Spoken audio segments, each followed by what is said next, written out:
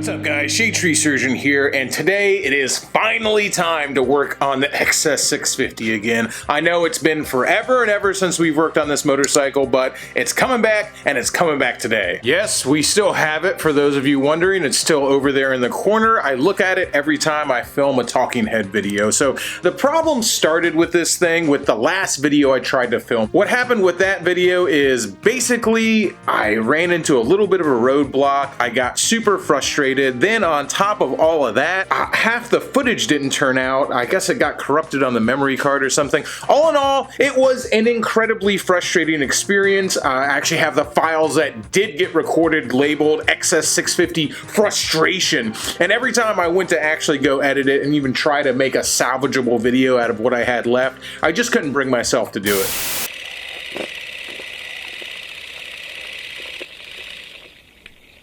So to start the sanding process off, basically what you're going to want to do first is really go and chug a couple of Monsters or your favorite energy drink so you're feeling like a crackhead, because this is definitely crackhead work.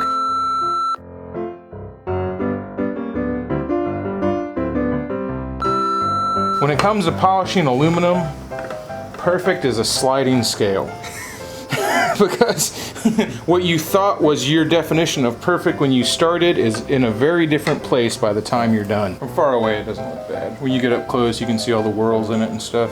Somebody who knew more about polishing, like, I don't know if you guys can see that. If you get up close to it you can see the whorls in it. But from far away it looks good. Somebody who knew more about polishing would be able to get those out. That person is not me. Oh, nice. There's some fucking gunk in there, dude. I'm cutting that part out. You said, what is it, a 6? Yeah, fuck. You got me all messed up with this metric jack crap.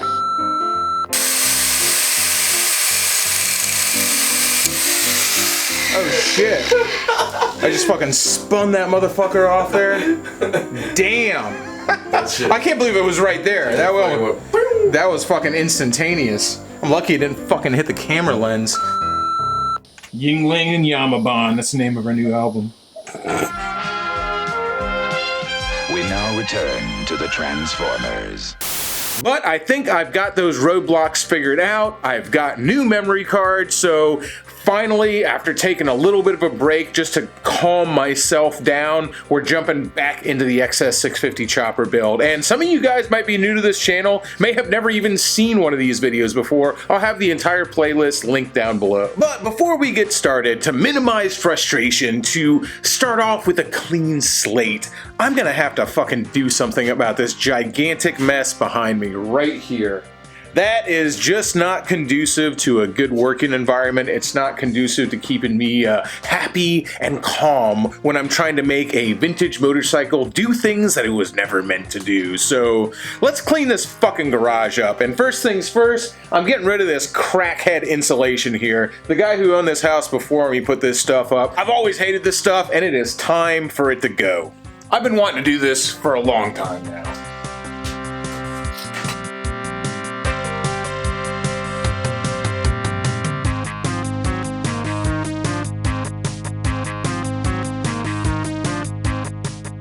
So as I continue to clean out my garage and make it look like something that doesn't belong on an episode of Hoarders, what I'm coming across a lot of is old motorcycle parts. You see, when you mess around with vintage bikes, everybody and their brother has parts for it, and they say, hey, you can have this, it's free, come and get it. And all of a sudden you say, hey, that's not a bad idea, and you end up with stuff like this fender to a 1977 XS650 that I will literally never use. But you keep collecting the parts because you might use them one day, and hey, after all, it's free, why not? It's a part to a bike you own, why wouldn't you want to have it in your garage? And you start to make more excuses like, maybe a buddy of mine can use it one day, and all of a sudden you have a fender, and you have 6 gas tanks, multiple exhaust systems, 9 different wheels, nuts, bolts, handlebars, old grips, crap you'll never use, and all of a sudden your garage is full of parts. You're spending time at swap meets where all everybody does is sell their junk so they can buy other junk, and before you know it, you're living in a van down by the river, all because of this stupid fender. So I'm throwing it away. The whole idea behind this is to get more organized in my garage so it's easier for me to work on stuff, so it's more likely for me to work on it, because if I don't work on it, it's not gonna get done. So let's go ahead and finish this up. And of course, someone's probably wondering what that is, and if you got half a brain, you probably figured out what it is, but a video on why it is coming later.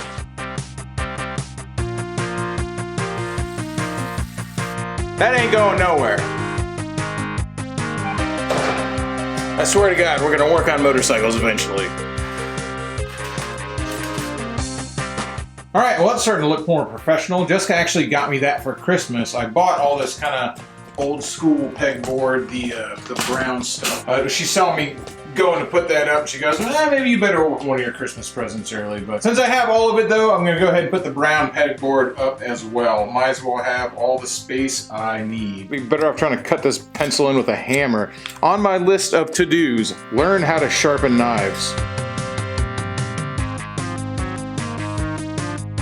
Just like my grandpappy always taught me, measure once, cut twice.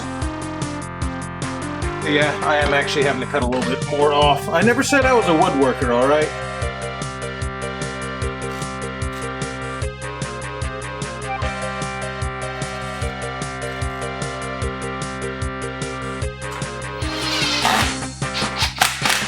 Well, is it perfect? Hell no, but I am far from perfect myself, so it's good enough. That's what's good to me, and hopefully it's gonna keep me a whole hell of a lot more organized. So let's put some tools on the thing.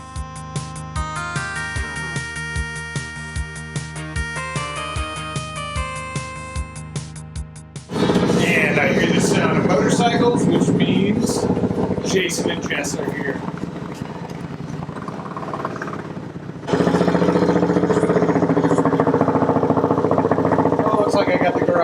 Just in time, so maybe we can actually work on some motorcycles now. Jason and Jessica brought us Christmas presents. Thank you. Careful, is it an Xbox? Take Pocket freaking jump chargers? Save your life. You can charge everything. Dang. That's so good Yeah, you for have to us. charge your electronics. Thanks, guys. I haven't eaten and I already had a little bit of wine, so. Hold it up so I can see it. Oh, awesome! Yay! Dang. So we can stop using my in the kitchen stuff Well, and then leaving it on good the thing grill. you all brought a bunch of steak. Right. After plenty of time woodworking and opening presents and doing everything besides anything to do with motorcycles, it is time to actually work on motorcycles. So we've got the XS650 sitting up here, and like I said before, I had a little bit of frustration with the bike. What had happened was basically the hardtail, it's too small. So when we tried to use the stock chain adjusters, the stock axle adjusters, they didn't fit in. So basically I cut the stock axle adjusters apart. This was never supposed to be a permanent fix. This was basically just so we could drive the bike down the street, ride the bike down the street rather, and make sure that the transmission was okay and everything else was working. But it just is pretty frustrating because this hardtail is supposed to work with the stock equipment. So these were supposed to fit, and I thought I was gonna have to get custom spacers made. It turns out, after reading some forums, is if you weld this hardtail onto the XS650 without the rear wheel in there, what'll happen is it'll pull in a little bit and it'll shrink. So after talking to some people on the forums, they basically said, get a big old piece of thread awl or bottle jack and just spread the sucker out a little bit. Apparently it's that simple, and that's what we're gonna find out today. We're gonna do that first and see if we can't get the stock axle adjusters to fit in there, and then after that we're gonna tackle the shifting issue we've had, but I'll cover that when we get to it. Take this piece of all thread right here, stick between there. I got a couple of big washers, and we'll turn them out so it's a little past the stock width apart. Sound pretty good? Sure. Yeah. No. Jason is actually oh wait, no, he was making a different face earlier. That looked like it was a good idea. Not so much of confidence. Whatever you want to do, bud. Yeah. Not ideal. Alright, so if you look at this, we're actually like literally just a 1/4 inch off of where we need to be. We're supposed to be at 8.5 inches, and we're at like 8 1/4, so it's not gonna take much. Alright, we've had a beer. It's time to go ahead and release the pressure and see where we're at. think I got smaller.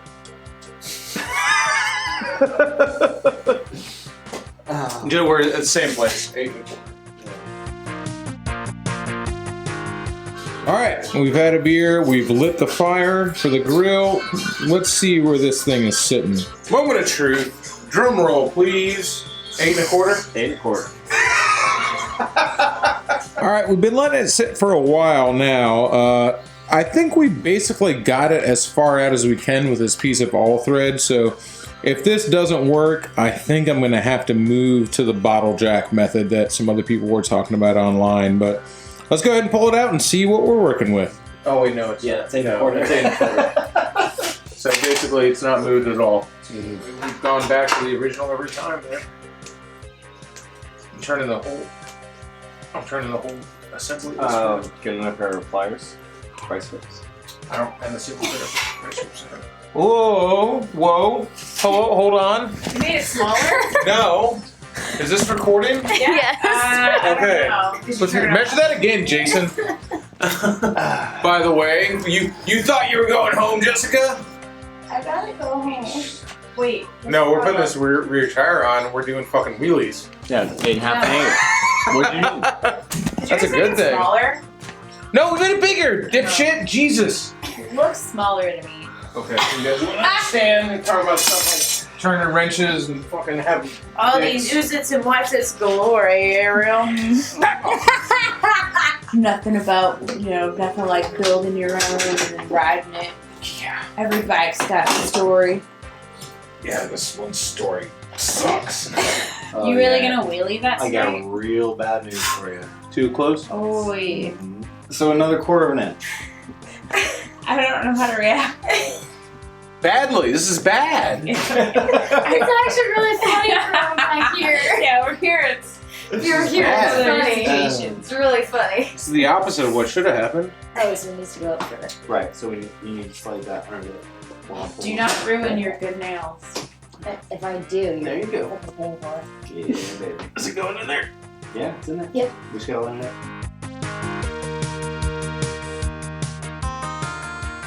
The fact that it's a functional motorcycle now. Essentially. It's a functional motorcycle in so much as you could ride it down the road. That's a big deal. That's a huge difference. I mean, you still need to tighten it up, make sure it stays true while you're doing it. Yeah. Well, basically riding it around will decide that. All right, it's the next day. Me and Jason probably had a few too many adult beverages to be properly working on this thing last night, so we stopped. Although I did start it up and piss off the neighbors a little bit, but again, little too hammered to be driving the thing around. I got to put some parts back on it because, man, this thing rattles like a motherfucker, and it just rattled the foot peg right out and some of the bolts right out. I'm eventually going to Loctite everything on this bike, but I don't want to Loctite it now because after the bike gets running good and everything's right and it's a good bike, I'm going to tear it all apart and send all this frame and everything out off to get powder coated and painted for the tank and the fender and everything like that. So I don't want to Loctite everything just yet. So. Well, I got everything bolted back on it and tightened up to a reasonable level anyway. So right now it's time to try and get the thing started and see if everything stays where it should be after riding it around the block a few times. At least that's what we're hoping for. The whole idea of what we're doing right now is to make this a functional motorcycle because it wasn't. And yeah, there's no rear brake right now, let alone no headlight, taillight, and a multitude of other things, and we've still got that clutch issue to work through. But the fact that, hopefully anyway, it's gonna be able to move around under its own power and have the chain stay where it's supposed to is a gigantic step. So let's see if we can even get this thing to run.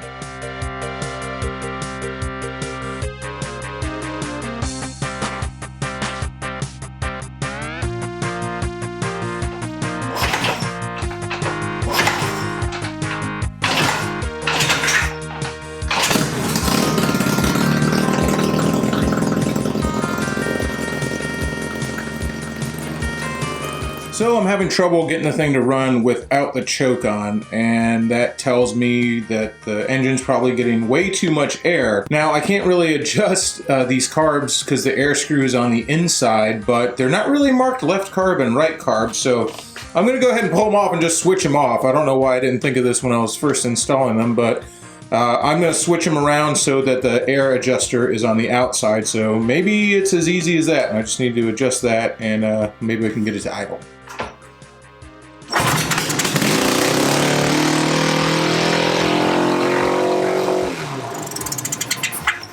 Wow, that sounded like wide open throttle. Also, I forgot to tighten this up, so maybe it was sucking air.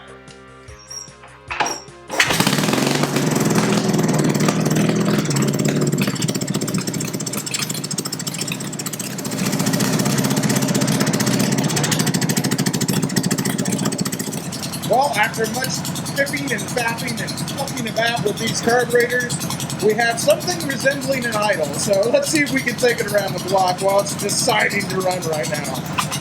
Well, I think that's going to call it quits for this episode of the chopper build, or more like the watch Josh be super frustrated trying to make an old motorcycle run. Pretty sweaty right now because I spent a whole bunch of time kicking the bike, and it, like they say, last kick every time. But I did ride it around the neighborhood. The chain stayed exactly where it was supposed to be. The axle adjusters are staying exactly where they're supposed to be. So even though I did get very frustrated with the bike today because I can't make it idle properly, I think that's probably more a timing issue, and I need to look into that more. Regardless, today's still a big win because it rides. I can ride it around the neighborhood now. I just rode it like a half a mile around, and even though it runs like dog shit right now because I'm pretty sure the carbs aren't adjusted properly and the timing is all out of whack, but it doesn't matter. The motorcycle goes down the road. It goes, and the chain stays where it's supposed to be. So next week, we're going to tackle the clutch. Next time Dylan's over, we're going to do a little more drivability. But for right now, I need a goddamn beer. Update, sometimes I just need to calm my tits, take a step back, chill the hell out, and wait a day to look at something. So you guys remember I kind of ended the video with, I got the chain accomplished, but basically I couldn't get the bike to run. So today, Christmas, Merry Christmas everybody, by the way, on a hunch I said, hey, let's start messing with the carburetors. So I did. I changed the needle position and backed everything down to the body, and then re-backed it out and fiddled and faffed and fucked, and it runs. It runs pretty well. So before I was kind of getting in the rev range, like just right above idle, it would start to die and then catch again above that, and I was having a really hard time getting it to idle, and changed the needle position and readjusted everything, and we have a running motor. Now, it's still running pretty damn lean, but it runs. And though I'm not so super surprised with all the D-cell pop we're getting, because, I mean, look at those pipes. That's pretty ridiculous. So for all you guys watching right now, be aware you're going to start to get a pop, and that's interference from the magneto there. So that's where that's coming from. Usually I put it in text, but people don't read that sometimes. I'd say first kick, but I've already been riding it around, so that doesn't really count. Now all that rattling you're hearing is going to be from the gas tank, but look at me go! Just accelerating through the rev range like it's a real motorcycle. Who would have thought? Now I've got no back brake because I still haven't messed with that yet, and I still can't quite completely get it to idle perfectly, but I don't know, man. The fact that it accelerates smoothly, even though the huge D-cell pop, is a gigantic deal. It accelerates smoothly. I mean, this bike runs. It's a running motorcycle. Go, Josh! I'm going to take a W on this one, guys, all right? I know, with this rusted-ass tank hanging on with zip ties and duct tape and no headlight, taillight, or rear brake, I shouldn't be claiming a W just yet, but I feel pretty good about the fact that this motorcycle is fucking running. And now that I've actually ridden it around a little bit, it is, believe it or not, shifting much better as well. I actually even managed to get it into neutral while it was running earlier, which I previously hadn't been able to do, so I don't know, maybe it just needed to be ran around and loosened up a little bit.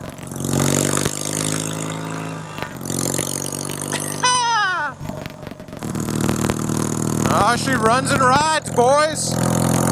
Imagine that. I gotta tell you, there's a big part of me that was really worried that this thing was never gonna run and ride under its own power. I seriously was doubting myself. I mean, it still may never be a good motorcycle, but at least as of right now, it's a real motorcycle. Like, I could ride it somewhere. I mean, yes, it's totally illegal, but I could technically use it as transportation. That's a pretty big step if you ask me. Anyway, that's going to do it for this episode. Stay tuned for the next XS650 chopper build episode coming soon, guys. We are back on the right track, boys. Don't forget to like, comment, subscribe. Leave me a comment telling me how much I suck at building motorcycles. It's okay. I know I do. We're all on this journey together. Till next time, y'all.